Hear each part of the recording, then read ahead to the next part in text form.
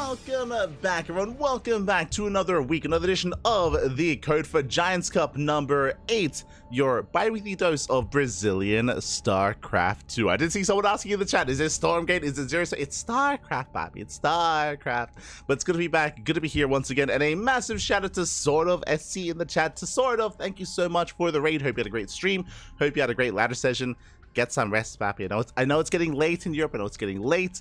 And thank you so much for the raid. Do appreciate it. Welcome, everyone. Welcome to a bi-weekly tournament of Brazilian StarCraft 2. Again, in years past, we did have Latin American and Brazilian tournaments a little bit more regularly.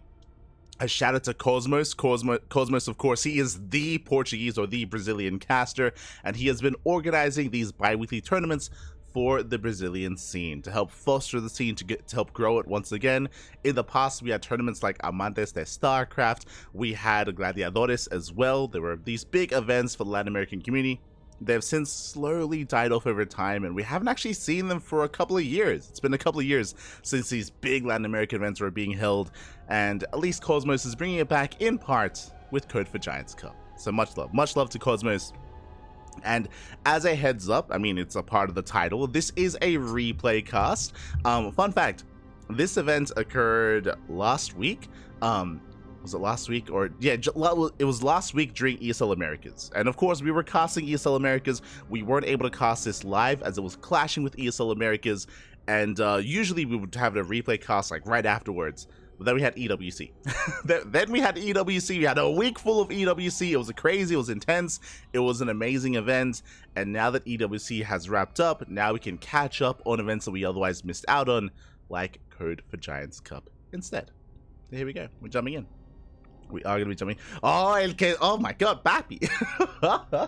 Cosmos in the chat. Oh my god. Fala galera, Papi. Fala galera. Much love for Cosmos. Yeah, of course. Este Cosmos. Again, he's like, what would the equivalent be? He's like the Loco of Brazil, the Loco, the Wardy, if you will. You know, kind of the big guy. He's also a Papi. He's a fellow Papi. Not quite in the same way, but congratulations, Cosmos, on creating a family, of course. And oh boy, we're here to jump on in. As a reminder as well, we have plenty of players available. We'll get into some Eric action, of course. We're totally not biased, but Eric did compete in this event as well. The Brazilian Zerg player from the CranKy Ducklings. We'll be cheering for him a little bit later on. But before we get to Eric, before we get to the later rounds, we're here in the round of 16. We're here going to be featuring our lovely Protoss and Terran player. Going to be jumping into StimPacker versus VicBansemer. Victor, oh, let's go. To have a TVP to kick things off. Again, because this is a replay cast, there won't be any predictions. There's not going to be any gamba going in the chat, especially for those that maybe peek at the spoilers. So no gambas in the chat. But regardless, we're going to have a lot of fun. I have been avoiding spoilers myself, as we always do whenever we go over some replay casts. And we'll see how we go as we jump into game 1 on Oceanborn. Always, Pappy, always. Super glad you're covering it. Take care, Cosmos. Take care. Much love. Oh, I thought it said Frost Giants Cup. It's okay. It's all good. Code for Giants Cup. The other one. There we go. And spawning in the top left-hand corner of Oceanborn, we have our Brazilian Protoss player, the Blue Protoss representing Team Host Masters. It is VicBansemer, aka Victor. And spawning in the bottom right-hand corner, we have the Brazilian Terran player, the Red Terran representing Eximius Gaming. It is StimPacker. Here we go. Watch StimPacker play mech. Watch him not research Stim whatsoever. Smoge, baby, Smoge. Which would be exciting, especially if we played against Protoss. Not gonna lie. But for now, we are gonna be settling in.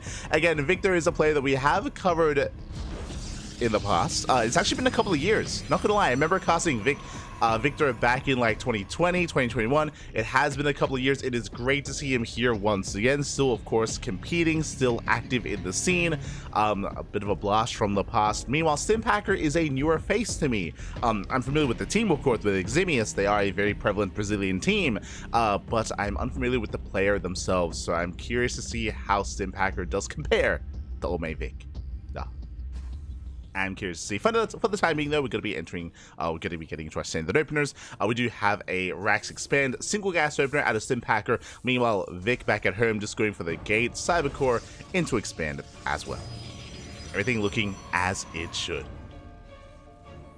Likewise, good morning, everyone. It is bright and early here in Australia, the land of Australia. And just like yesterday, I do plan on having a bit of a cheeky ladder session after the cast, after the stream. Today, we only have one cast, just code for Giants Cup. Tomorrow, we're going to be going over HSL. That is the Hyper Star League. We're going to be covering that as well. That's going to be tomorrow. The day after should be OSC King of the Hill and, you know, getting into our regular broadcasting schedule. But especially because some events are on hiatus or they're on a break. I'm referring to WTL, World Team League, is on a week break and they're coming back next week. We have a little bit of extra time to, you know, do things like ladder. I rarely get a chance to ladder, so we'll be doing so after the event. After that, yeah. One of these days, I'm gonna sign up for one of these Latin American tournaments. I remember because technically I have dual citizenship. I'm Peruvian and Australian, and I had the option back in the day to compete in events like Sentimiento Latino and Batalla de las Americas, and I was always offered to jump in, but I never did because I was always casting. One of these days, so it's tempting to jump into the scene again after so many years. I miss it, Papi. I miss it.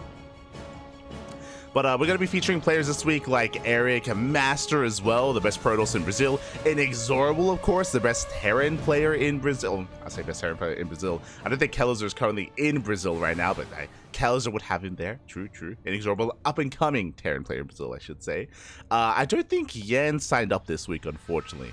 So we're going to be missing out on some Yan action, but plenty of other players and competitors, don't you worry. Meanwhile, interesting, a Robo opener. Okay, very safe opener out of Victor. Across the map, of course, the Adept is going to be threatening a shade, trying to get a read on what's going on. It's going to be a 1-1-1 out of StimPacker, but something a little bit more important as the Adept attempts to escape and barely will be able to get out of here. Oh my god. As it takes a lot of hull damage, is the Robo opener. It goes into a bay. Now, there's some pros and cons to this kind of play style from Victor. The downside, of course, without Blink, without Phoenixes, or without Oracles, we have very little map control. We have very little to harass, to poke in, to really threaten the bases of StimPacker. The upside, though, is that we can embrace earlier Colossus and shut down bio-based pushes. So this is why this is considered more of a safer opener, because we can rush into Colossus and it can shut down 3 Raxes or 2-on-1s or this kind of, you know, earlier aggression here from the Terran player. The downside is that you don't really have much working across the map. And there it is. Colossus is on the way. Are we waiting for the Colossus? Are we going for a drop? Hold on. The Reaper does poke in, and we do get eyes on the Robo initially, but I was expecting... Okay, there we go. I was expecting the War Prism to move out for, like, some Adept harass, right? That's typically what we would do here. The Prism was suspiciously staying back at home, and I was curious as to the purpose of it, but the Prism moves out. The Reaper gets a full scout of the main base. That is War Prism speed. That's what I was waiting for. He's crazy. Oh, wait. Oh, my. Nina, is that you? Oh, my God. Meanwhile, across the map, 3 SMEs go down, so pretty good damage so far. Widowmine drop is moving out. At the same time, the War Prism is coming back home, and we are going for what looks to be a vanilla Colossus drop. I say vanilla because this will not have extended thermal lance. This is why you don't see this too often, because in researching War Prism speed, that means you delay Colossus range, so it's kind of a risky maneuver. But we're going for it. Let's go. Oh my god. We're going for the drop. At the same time, Widowmine drop does hit the natural waste. We do pull away in time, and up, do we get the Stalker? We do not.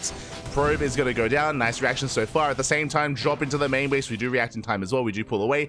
Bit of an overreaction as we have not actually dropped the Widowmine yet. Some nice damage here from the Terran player. Meanwhile, from the side of the Protoss, ooh, it looks like we might have been F2ing a little bit, so the drop was delayed. The drop came back for a moment, but is now zooming across the map, and we have a lot of potential to get damage done. So far, the tank is unsieged. We have some vanilla marines in position. We can swipe away at them. Will Colossus takes a lot of hits, but does get out of range of the tank and should be able to deal with the marines at least. But can we get any SCV damage?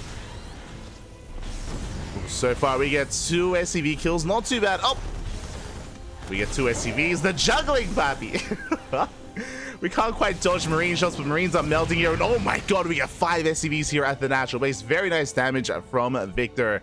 And so far hasn't lost anything either. Viking is on the way. The Viking is going to shut this down. But so far, some pretty good damage here. And this solves the problem that you have with a robo opener, which is that you can't really get much harassing damage across the map. Oh my god, as we get 7 SCVs. Can we get more? Oh. We get 8 SCVs. The Viking is about to pop out. And we have to get the hell out of here before the Viking does pop. Observer is going to fall and Victor will get out. Hopefully he does race back home. I mean, with War Prison speed, I believe we should be able to outpace that Viking regardless. The Viking has arrived. Victor does turn back around. Behind this, third base is on the way. And we are now getting into Extemptable Lens. Immortal production. We have the Twilight Council into, I imagine, Charge, potentially Blink as well.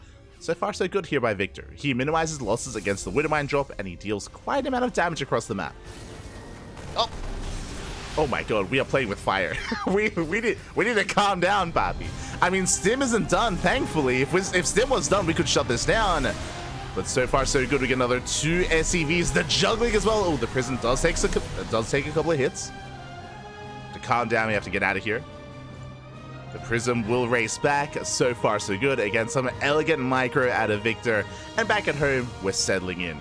Interesting that we did prioritize these shield batteries, so really safe play out of Victor. It looks like he was afraid of like an all-in as a response, so we are well prepared here with 3 shield batteries and soon to be an overcharge. What we're lacking is some sentries, like especially if we were able to spot the move out, we could force field the ramp and slow down the push, but Victor is in the dark. The Observer was sniped earlier because of the Raven, and Victor, he doesn't spot this. Does not spot this massive missile here on the main army. Oh my god, we cover everything in that Dorito dust. At the same time, we summon forward, but the shield batteries are done and the overcharge is available. Yeah, we have the overcharge, and with it, we should be okay. Meanwhile, where's the Colossus? Oh, we're coming in for a flank. Let's go. Oh my god, the Prism takes a lot of damage, but so far, so good. The overcharge will keep alive. We disable the Prism, but the Colossus survives. And with the help of the Colossus, we will clean this up. Again, I appreciate the disable on the Prism, but alas, it did drop in time, and we do hold. Oh my god. That was crazy. Victor does barely hold on. StimPacker gets the hell out of here, and unfortunately, that was his entire army gone. His bio army. The Raven does survive. Thankfully, we do have a third CC behind this. We were not necessarily all in, but at the same time, we kind of were because we don't really have much left. Don't really have much of an army remaining here. The Prism does make it back across the map, dipping into the main. We do bypass the third base, and we do have Stim, bear that in mind, so we can deal with this Colossus, but the Prism, it's a speedy boy. We get back into the main base, we swipe away, we get 1 more SCV, almost another. Victor flexing his control here, getting a 4th base behind this, getting further ahead economically, and getting 3 SCV, 4 SCVs, oh my god. We do have to get out of here though, oh my, jeez. Do have to pick up, do have to get out. At the same time, across the map, another Widowmine drop into the natural. No reaction, we don't pull away. Oh my god. 8 probes, not bad. And we save the Widowmines. StimPacker, he's crazy. Let's go. We save the Widowmines, 8 probe kills, not too bad whatsoever. We could always dip back in. At the same time, ooh, the Colossus finally goes down. And StimPacker now, he's had a couple of strong moments here. He gets some pro damage. He finally shuts down the Colossus. If I'm not mistaken, I believe there was only 1. Yeah, only 1 Colossus. So suddenly we don't really have that much splash damage. I mean, I say that. Storm is about to finish, so the era of the Colossus has come and gone. The thing that I'm worried about, though, is, oh, we're coming back in. This time we do respond. Oh my god, despite that, 4 probes go down, 12 worker kills in total, and we save them again. Get out of here. Blink is not done. There is no blink. The drop is going to be able to get the hell out of here. And what I was getting at is I'm concerned by the lack of Colossus. Storm is good, don't get me wrong. Storm can be amazing, but we are lacking consistent splash damage here. We're lacking the backbone of the army. I guess the backbone at this point is going to be the Immortal, but we're relying so heavily on Storm. Meanwhile, with that scan, Ghost Academy. Ghost Academy's on the way. Now StimPacker is aware of the High Templar, but is it too late? Because here comes the push. The army is spotted. I mean, the scan did spot the move out. StimPacker's keeping up. At the same time, War Prism into the main base. SCVs are going down. Massive Warped into the main. Likewise, Zealot run by towards the natural. Ooh, and we are wreaking havoc here in the main bases. 11 SCVs going down and counting. And StimPacker, he refuses to respond. He sees the main army. He doesn't want to back off. We catch 3 Widowmines. Widowmines are going down. And we do engage with the main army. We have Storm up. And we have at least 4 Storms available. The first one is spent. And we have more behind this. So far, nice target fighting on those Archons. Meanwhile, oh my god, that was a brutal storm, and we're losing everything. We're losing everything in the main base. Sure, we might be holding the 3rd base. Oh my god, we're not even holding the 3rd. Massive storm once again. And Victory is pulling StimPacker apart. I mean, he had some nice moments with the Widowmine drops with catching the Colossus. Unfortunately, wasn't able to keep up. Just too much damage. GG gets called, and Victor takes game number 1. Whew. GG. That was crazy. GG, well played. A very fancy opener going for a Robo first into the Colossus drop was working beautifully there, and again, likewise, the defense as well was something that stood out to me when it came to the drop defense with the Colossus, being able to hold against the main push as well. Victor having some strong moments in this game. Likewise, StimPacker, he was able to fight back in some ways, but when it came to the early Colossus damage, that was almost game ending, right? So the fact that we were able to cripple the economy early on with the Colossus, likewise defend against the counterattack and hold on to the 3rd base, Victor just snowballed out of control economically, and alas, it just wasn't enough for StimPacker to recover from that. And with that, Victor does take a lead, but now we're jumping into game number 2. Let's go. Let's see if we can bounce back. As a reminder, this is a best of 3. It is purely best of 3s until the finals. That will be where the best of 5 is held. We will get there. And spawning in the bottom left-hand corner of Crimson Court, we have our Brazilian Protoss player, the Blue Protoss representing Team Host Masters. It is VicBansemer. And spawning in the top right-hand corner, we have as opponent, we have the Brazilian Terran player, the Red Terran representing Zimi's Gaming, down in this series, looking to bounce back. Here and now, it is StimPacker. Catching him. You're in Australia? Me too. Oh, let's go, mate. Yeah, of course, Matt. Of course. That is also why, when it comes to covering events like EWC or EPT as well, I absolutely ruin my sleep schedule. I mean, I'm sure you're aware, like, being a fellow StarCraft fan from Australia, it's not easy whenever there's like big events in Europe or big events in America. Usually it's really difficult to be able to watch them, but yeah, we make do. I mean, it's a bit of a give and take, right? Like, it's really brutal trying to watch European or American tournaments, but it's better when it comes to Korean events, right? Like GSL, Pro League back in the day, SSL, for example, VSL or VTL. So yeah, it's a bit of a give and take.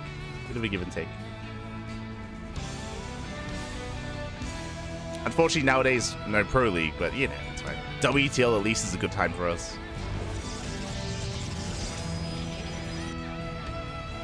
As Victor does open up with a probe scout, going to be going for a pesky pylon block. This will force the Rax to lift and land elsewhere for an add-on, so it's a very annoying maneuver here from the Protoss. Likewise, gets another scout here into the main, just to get eyes on the follow-up. We can see, of course, it is a Rax expand. Single gas opener at a StimPacker, so we're going for the CC on the low ground. Meanwhile, Victor back at home, just going for his own standard opener as well. Very similar to game 1, outside of course, the pylon block. Now, we saw Victor pop off earlier with the Robo opener into Colossus drop. I don't expect to see that again in the series. I mean, I say that. It did work. So, we might see it again. It's possible. I was going to say that usually you do want to vary up your builds and mix things up, especially at a higher level of play, just because you expect your opponent to be able to counter you and to be able to respond and to be able to adapt to your play. But we'll see what the option is going to be, what the response is for Victor and StimPacker as well. Ooh, we get one probe. Reaver gets across the map, gets one probe kill so far, not bad. Gets one probe, and we're forcing a lot of lost mine time already. Oh my god.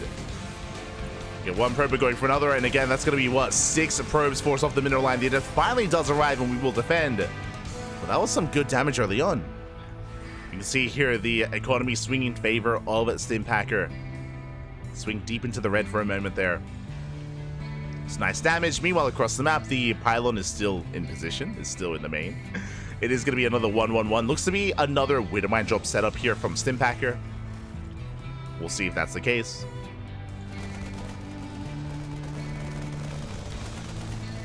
Don't listen to him. He's never had a sleep schedule. True.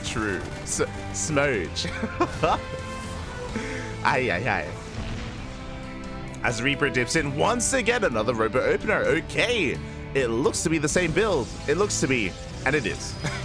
Okay, so as I mentioned before, usually we would want to deviate away from this at a higher level, but Victor, he's going to be embracing it once again. I mean, this could just be his go-to, right? It could just be the only thing he does in this matchup, or it could be something like, I'm going to do this until it fails, right? I'm going to do this until my opponent can actually deal with my Colossus Harass, my Colossus Micro. And to be fair, it was pretty good. Like, it was pretty good last game. The amount of damage, like the finesse that we had with the War Prism. We'll see if we can replicate that. Meanwhile, Adepts, they shade into the main. Well, they do shade in, and they do get a Widowmine, just barely. Very nice pick up. Widowmine goes down. We forced a recall, but alas, only one Adept will make it back home. At least we got a full scout. At least we did shut down the initial Widowmine. And instead, we're going for a Marine drop. Okay. Now, I do like this adaptation here for StimPacker. Just because we have very little to defend. We have a handful of game weakness. With a shield battery, our natural base should be fine. Should be fine at our natural. Likewise, the main base, we have another shield battery on the way. We should be able to keep up. We should be able to defend. As Marines are coming in, and these are vanilla Marines. You know, there's no stim, there's no combat shields, there's no upgrades whatsoever. As long as we're within range, the shield battery's not done. Uh-oh. The shield battery needs a couple more seconds. The Adept goes down. The Adept does fall. Back up Adept on the way, but once again, it gets caught out of range. Gets caught out of range of the shield battery. 2 Adepts do fall, and we have 1 Stalker left. Jumping into the natural. Can we get some probes? We can. And 2 probes going to be going down. We almost get a 3rd. Medevac has to get the hell out of here again because of the robo opener. There is no blink. There are no phoenixes, and we did scout the robo. So we should be aware. Once again, that Prism is moving out. The Colossus is in. And we're going for some damage once again. Now, what do we have back at home? What is our setup? We have a Viking already. Okay, you can see already we are much more prepared. We have a Viking. We have a Cyclone in the main. We have tank production, you know, just to be safe against a ground-based push. But the Viking and Cyclone will help quite a bit. As we do drop in, picking away at the main army, swiping a little bit here in the mineral line. We're going to get, 3 SCVs, not bad. We get 3 SCVs. Recalls on cooldown. He just recalled. No, should he just recall the Adepts, remember? Yeah, recalls on cooldown, and the Prism is taking a lot of hits. The job is coming in. Can we focus on the Prism? It's so low. Oh my god. The Prism is so low, alas, it will barely escape. Just barely. 4 SCV kills, nowhere near as much as game 1. Game 1, we got, what, 11? It was like 11 or 12 kills. Plus Marines. And this time it was 1 Marine, which was killed earlier. It was 4 SCVs. This time a much stronger defense, and we almost got the Prism. Alas, it did barely escape. Regardless, a much cleaner defense for StimPacker. Maybe still a little bit dirty, but cleaner overall. It's fine. It's fine. It's all good. Behind this, Victor is going to be expanding, taking his 3rd base. Does take his 3rd, settling into Immortal production once again. But this time we are shifting gears. Okay, we're getting into a Disruptor. Disruptor drop? As much as I would love to see a Disruptor drop, I'm very anxious regarding the War Prism. The War Prism is barely alive. It's barely up and running. There it is. I was looking for it. But the Prism is like, it's barely holding on, being glued together by duct tape essentially. And we're crazy, we're going out. Uh-oh. I did see a Viking on patrol earlier. Did notice the Viking army moves out. The Cyclone! No! We get the lock-on! 2 more shots, and it looks like, we barely do escape. The Prism barely somehow survives. Nova comes in from behind. We go up with the Nova. Oh my god, we barely don't connect. Jesus. No connection. The Disruptor goes down. The Nova does not connect, and we do Stim on forward. Stim is done. And we do have a shield, but we have an overcharge. But alas, we zone the army away. We're getting on top of the 3rd base, and the 3rd is going to fall down. Yeah, we knocked out the 3rd base, and we can keep going. We can keep pushing. The Disruptor did nothing. The Colossus is vulnerable. The Prism went down. And we can push towards that natural base. Now we still have the Overcharge. True. Yeah, Overcharge is popped. But we can just go for the shield battery. I would just go for the main army. The tank is going to go down. We do hold. Barely we are holding on. But it's already a win here for StimPacker. Killed the third base. Gets his own third behind this. Takes an economic lead. We'll have to get out of here. But this push did do well for itself. And now the pressure is on the Protoss. How do we bounce back? We are so tech heavy here. Oh my god. Going for the Temple Archives. No Storm yet, but looks to be set up for that. Alas, we don't really have the economy for it. There we go. Storm is on the way. But we need that third base, and without it, we can't really sustain the army. And we're going to try. Meanwhile, StimPacker racing back home, settling into his third base. The Observer does confirm the third base saturation, and StimPacker is moving out with a fresh double drop of Marines, Marauders, a couple of Widowmines as well. We bypass the main army. Victor, he misses it. We drop in. Good reaction. There's the recall. We do force a recall back home. That does delay the push, which is already a bit of a win here for StimPacker. Dropping on the low ground, taking down the pylon. We can't quite engage with the Colossus. A little bit ambitious. And we pick up, we get the hell out of here. Do race back, but we're buying time. We're buying time, and the longer this goes on, the better it is for the Terran. As we're just eclipsing the economy of the Protoss. Now, what I will say is that we do have potential for damage. We have potential for to win a fight, I should say, with Storm, right? Like, we saw how amazing the Storms were in Game 1. And if we can land equivalent Storms here on this army, then we can bring it down. It's not going to be easy, though, because that is a lot of Marauders. Oh, my God. Do we have more Marauders than the Marines? We do. 15 Marauders, 14 Marines. This is a beefy army here for StimPacker. We can take a Storm to the face. We can take 2 Storms to the face. Maybe no more than that. Ooh, as the Observer does spot the move outs. Victor pushing in. Army out of position, racing back home. We have EMPs. We get 1. We get 2. No Storms. Oh my god, the EMPs are brutal. We collapse in. No Storms for the Protoss. Yeah, we're going to just shut this down. The Colossus does fall. We have too many Vikings. We can land them regardless. The ground army doesn't even need the help, but we do land the Vikings. GG, StimPacker fights back. And we're going to the ace match. We're going all the way to game 3. Let's go. GG, we're going to the ace match soon. That's what we want out of these 2 players. And again, this is why I was a little bit concerned about the Robo opener. We saw that StimPacker, he was so much more prepared. He had the Viking, he had the Cyclone. He was in a way almost hard countering. Basically, it's one of those things where if you lose to a build in one game, you face off against the same player, you will adapt, right? You will adapt, you will adjust, you'll be ready for that. And thankfully for StimPacker, Victor did do the same thing 2 games in a row. And the question becomes, do we do it again? do we commit anyway? I'm hoping we do shake things up a little bit. I want to believe we, have Blink-based openers in our arsenal, or a Stargate opener, for example. But we'll see. Why do you say we? It's true. It's a habit, man. But we're settling in. And spawning in the bottom right-hand corner of Site Delta, we have our Brazilian Protoss player. The Blue Protoss representing Team Host Masters, being forced into the ace match. We'll see if we can bring him back. It is VicBansemer. And spawning in the top left-hand corner, we have the Brazilian Terran player, the Red Terran, representing Ximi's Gaming. It is StimPacker. I guess it's just how I speak, how I talk. I'm pretty sure I referred to we when I was talking about both Victor and Stim, which might be a little bit confusing. True. True. I'll try to stick to names to try to avoid confusion. For now, we're going to be settling in. And we have had racked expands every game so far at a StimPacker. I mean, this is a pretty good map for it. We're loading into Site Delta, a bit of a larger map in the map pool. Keep an eye on our players. All right, I was going to refer to something that was said in the chat earlier. My sleep schedule heavily relies upon basically casting StarCraft and casting events, right? Like, whatever we're casting, I always try to adjust as best I can. which does mean that true, there is no sleep schedule. It's just a casting schedule. So yeah.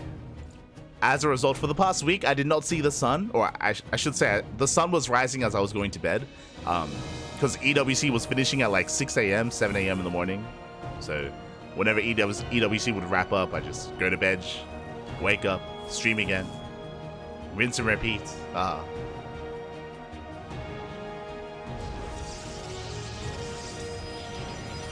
Meanwhile, today, for example, and yesterday as well, because the Americas coverage is in the morning, we wake up when the sun rises, back to normal, kind of, until next week, and then we ruin it again. It's fine, Bobby, it's fine. Copium. As we mentioned before, once again, racks expand. We go for the racks, we expand here on the low ground. It is a more economic opener here by StimPacker, as we've done every game so far. But really, my eyes are on... There we go. I was gonna say my eyes are on VicBansemer, because I was curious, do we go for another robot opener? The answer is yes. We have one build, and we do it well. Okay. Reaper dips in, gets a probe kill. Getting... Oh, not quite another. Attempting to bypass the adepts, slipping into the mineral line. Likewise, Victor going for the surround. We don't deny the scouts. Oh my god, we do get the surround. The probes! He's crazy. The Reaper is shut down, so a nice citizen's arrest. I mean, it did cost a lot of mining time, but in the end, we did kill the Reaper. Alas, StimPacker, I'm sure, is content. Did scout, did confirm the robo. And I'm assuming this is going to be another Colossus drop, but we'll see, we'll see. We'll give Victor the benefit of the doubt. It might be a different kind of opener instead. Likewise, we'll see how StimPacker does respond. For the time being, getting to his own marine production, getting into position, setting up back at home. Once again, a safety cyclone early on, which will work quite well against this. And by now, we would have seen the bay. This time, there is none? Question mark. We've got the money for it. We have the minerals, we have the gas, and oh, okay, we're switching it up. Are you thinking DTs? So we are not going for the bay this time. It is a robo-based opener, and we're going to be harassing with some vanilla gateway units into a Twilight Council. Now, if we wanted to go for something like Blink, why not just open up Twilight Council? That is why I'm leaning towards a Dark Shrine, but we'll see, we'll see. We'll see if it's going to be delayed Blink or Dark Shrine or maybe even Charge. But that Twilight Council is very suspect. Drop is moving out, going for a Marine Widowmine drop instead. Quite a lot of potential here in that medevac. Back at home, Viking is on the way, tank as well. We have the tank, we have the Cyclone, we have the Viking. Once again, just like the previous game, we're getting set up here with as much anti-air as possible to deal with that drop. There it is! Dark Shrine! Okay. It's going to be that Dark Shrine opener. Again, it did look a little bit suspicious. Meanwhile, the drop is coming in. Do we scout? Oh my god. Not quite. The scout is denied. Good zoning here from Victor. But alas, the drop does come in, and we are denying so much mine time. These probes are doing nothing.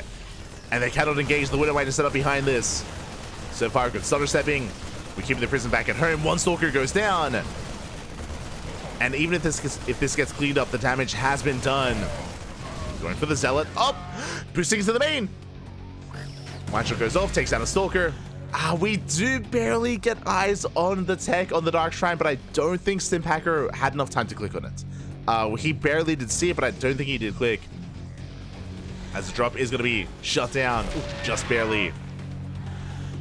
So Dark Shrine is on the way. Charge behind it. Widowmine doesn't get another shot off. And back at home, the question becomes, do we mule? Do we have a scan? If we have a scan available, then we're going to be okay, but alas, is StimPacker, is he aware that he has to hold on? He mules! Uh-oh. Okay, we're okay, we're okay. We have a scan? I did it again. He has a scan. Bappy, we're invested, Oh, he just muled. StimPacker did just mule. We're loading up Engie for another scan, potentially.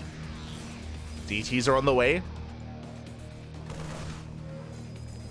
Yeah, Dark Templar are morphing in. And do we mule? Does he mule? Oh no! He's got the energy for it. Do we hold on?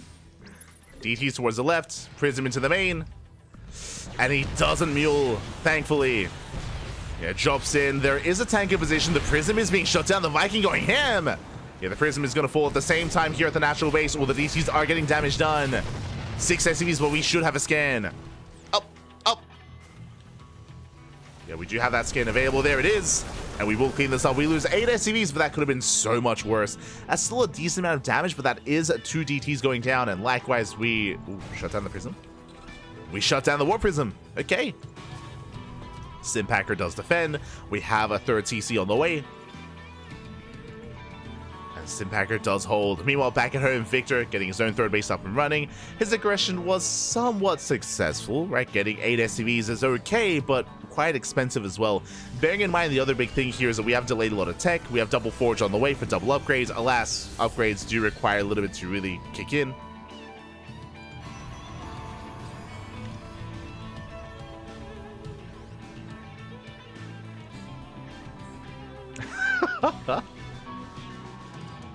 Catching up in the chat.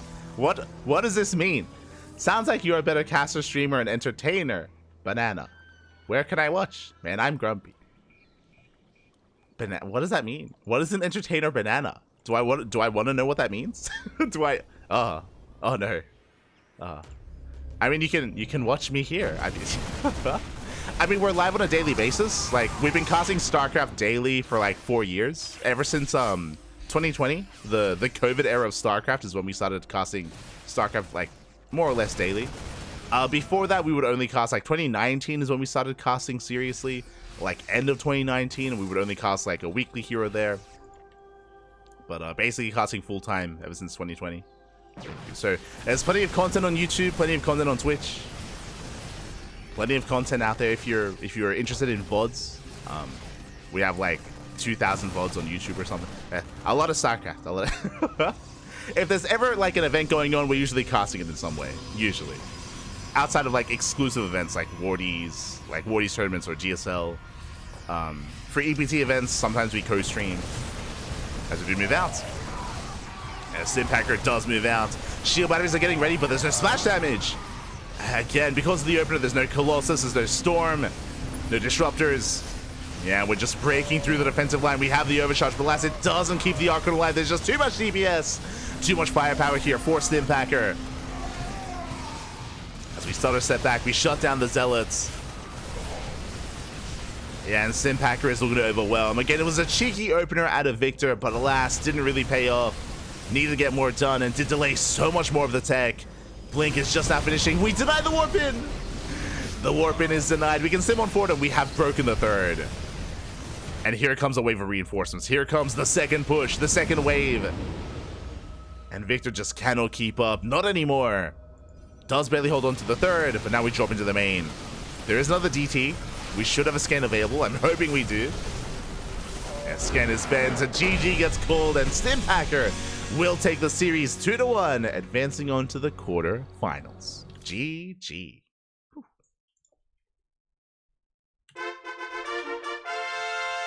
GG, well played. StimPacker, he stumbled in game 1. If you recall, game 1 did go the way of Victor, and Victor looked very impressive. He looked so impressive with his Colossus drop micro, with his Colossus defense as well. It was all well and good. But we saw that Victor did rely on that build a little bit too much. In game 2, it was shut down. StimPacker was able to adjust, and game 3 was an interesting one, with a robo opener into a bit of a fake out into DTs. The problem is that Dark Templar are very niche in this matchup. As we saw, unlike in other matchups where you have to rely on a unit, so you have to rely on like an observer, an overseer, a spore, a cannon to get detection.